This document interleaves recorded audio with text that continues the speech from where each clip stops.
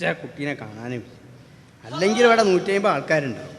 ഇതിപ്പോൾ നമ്മളിന്ന് പണി ലീവ് ആക്കിയപ്പോൾ ഒരൊറ്റ കുട്ടിയില്ല.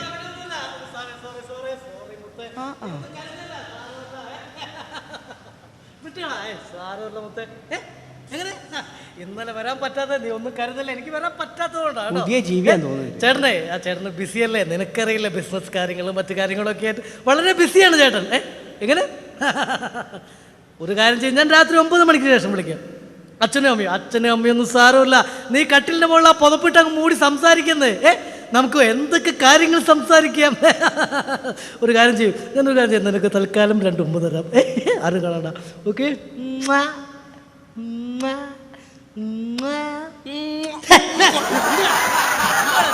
റേഡിയോ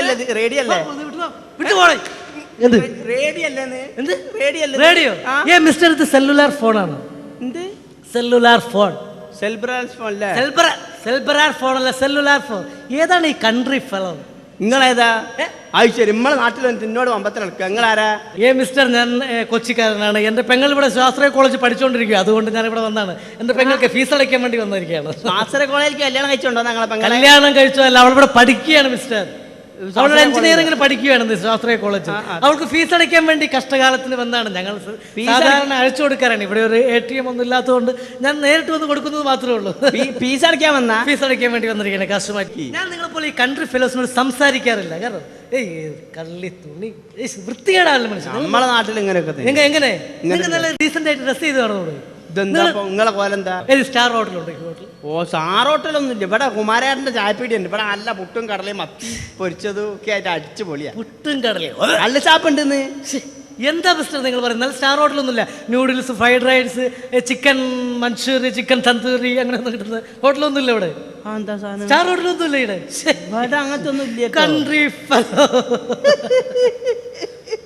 ചിരിക്കുന്നത് ഒന്നുമില്ല. നിങ്ങളെ വർത്താനം കേട്ട് ചിരിച്ചാ. ചേട്ടാ, ഈ രമേശന്റെ വീട് എവിടെയാന്ന്? Sorry, I don't know. ഞാൻ ഈ നാട്ടുകാരനല്ല. നിങ്ങൾ ഇയാളോട് ചോദിക്കൂ. ചേട്ടാ, നിങ്ങൾക്കറിയോ രമേശനെ? രമേശനോ? രമേശൻ പിന്നെ ഏത് രമേശൻ? ഏത് രമേശൻ? ഇമ്പളെ മറ്റേ PC രമേശനാണോ, MC രമേശനാണോ, BC രമേശനാണോ, VK രമേശനാണോ? തട്ടാനാണോ? അല്ല, ഒന്ന് കാണാനാ. കാണാനോ? പോടാ ഇവിടുന്ന്. കാണാനാ പോലെ. അല്ല സാറേ, 10 രൂപ ചില്ലറുണ്ടോ? ചില്ലറുണ്ടോ? 10 രൂപക്ക് ചില്ലറ? മിസ്റ്റർ, ആരെങ്കിലും 10 രൂപക്ക് ചില്ലറ ചോദിക്കൂ? 10 രൂപക്ക് ഞങ്ങൾ ചുമ്മാ കിട്ടുള്ളൂ. ആണോ?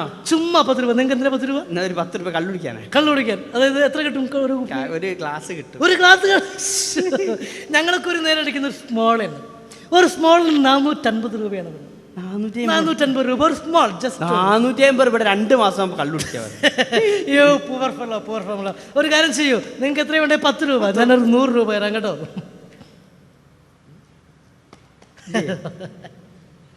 സാരമല്ല.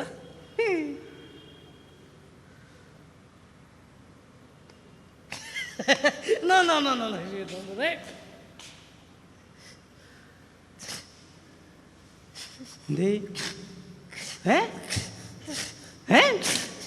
ഹൗസ് മാരത്തിന് സുഖമുണ്ടോ? എന്താണ്?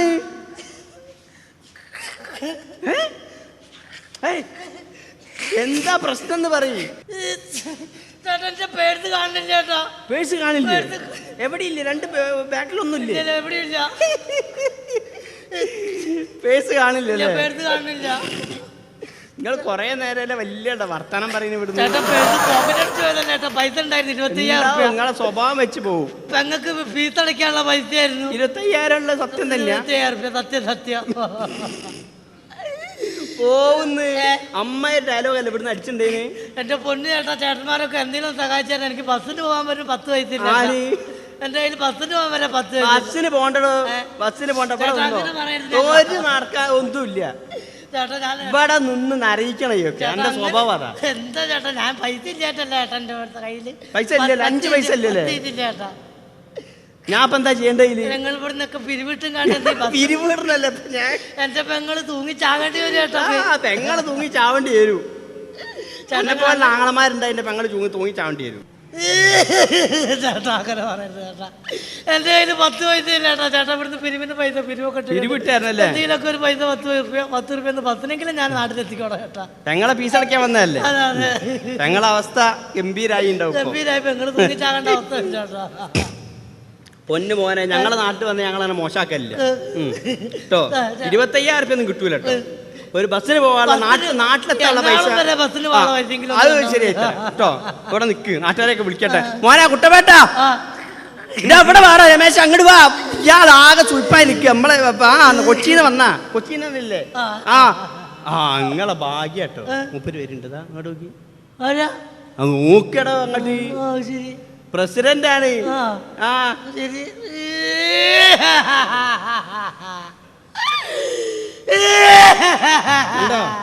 എന്താ പ്രശ്നം?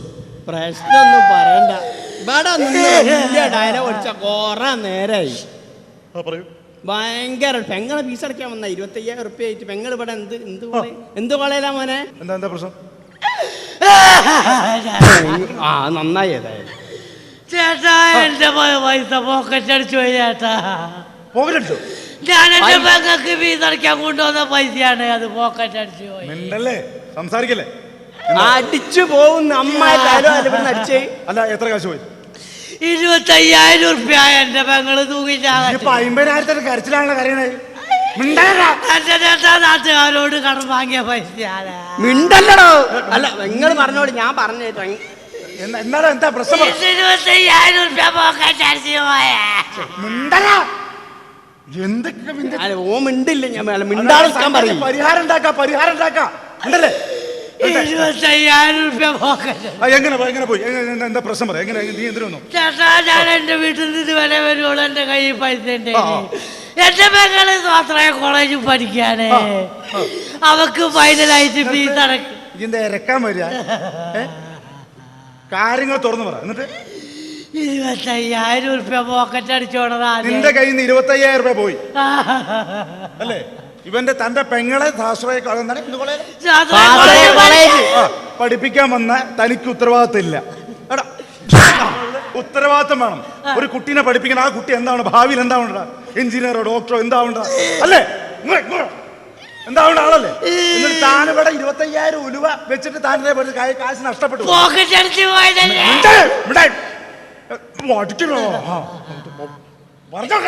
എടാ എന്താണ് ഇയാളെ പറ്റി മനസ്സിലാക്കി? 25,000 റുപ്യ എന്റെ ചെകിട് മിണ്ടല്ലി പ്രസിഡന്റ്. ഉത്തരവാദിത്തമാണ്. ഉത്തരവാദിത്തമാണ് വേണം. ഒരു മനുഷ്യന് വേണ്ട ഉത്തരവാദിത്തം. എന്നെ മനസ്സിലാക്കാം. ചേട്ടൻ എന്ത് വേണേ പറഞ്ഞോ, എന്റെ പെങ്ങള് തൂങ്ങിച്ചാകും. ഞാൻ പേടിക്കണ്ടേ? പക്ഷെ തനിക്ക് ഉത്തരവാദിത്തമില്ല. നീക്ക് നിങ്ങളെ പറ്റി ഒന്ന് വർണ്ണിക്കണ്ടേ? എന്താണ് ഇയാളെ പറ്റി മനസ്സിലാക്കി? എടാ എത്ര എസ്റ്റേറ്റ് ഇരുന്നാ വിചാരം? എസ്റ്റേറ്റ്, കാറ്, എന്താണ് മറ്റേത് ബംഗ്ലാവ്, ലോറി, ജീപ്പ്, ഇവിടുത്തെ മൊത്തം പഞ്ചായത്ത് വേണം ഇയാളുടെ. മതി. എടാ ഞാൻ നേരത്തെ പറഞ്ഞ ഒരു ഉത്തരവാദിത്ത മനുഷ്യനാണ്. എന്നെ മനസ്സിലായോ? ഈ പഞ്ചായത്ത് എന്നല്ല, ഈ പ്രദേശത്തിന്റെ എല്ലാമാണ് ഞാൻ. കേരളത്തില് ഓറാക്കണ്ട.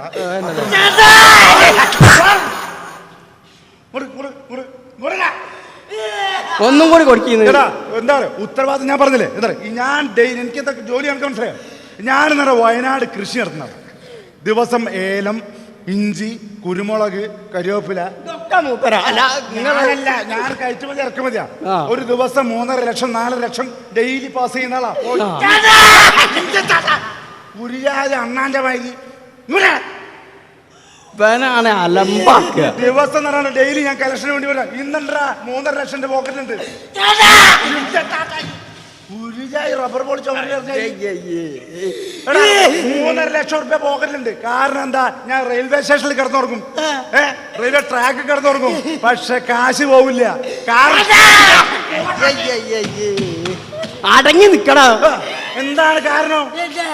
ഉത്തരവാദിത്വം. കാരണം എന്റെ കയ്യിൽ നിന്ന് കാശടിക്കാൻ ഒരുത്തരും പറ്റില്ല. ഉത്തരവാദിത്തമാണ്. ഇന്നുണ്ട് 3.5 ലക്ഷം റുപ്യ കാണിച്ചു കൊടുക്കുന്നത്. ഉത്തരവാദിത്തം വേണ്ട. അല്ലാണ്ട് 25,000 കാണിച്ചു കൊടുക്കും. അങ്ങോട്ട് 3.5 ലക്ഷം റുപ്യ കാണിച്ചു തരാം. 3.5 ലക്ഷം ഉറുപ്പ്യ ഞാൻ കാണിച്ചു തരാം. കാണിച്ചു കൊടുക്കുന്നത് ഉണ്ടല്ലോ. നിങ്ങൾ ഇനി കൂടി ടെൻഷനാക്കുക. 3.5 ലക്ഷം ഉറുപ്പ്യ എടുത്തില്ലേ? എടുത്തുണ്ടോ? 3.5 ലക്ഷം ഉറുപ്പ്യ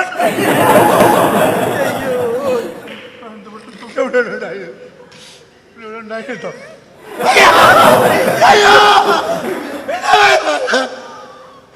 ഉത്തരവാദിത്ത ബോധം വേണോ?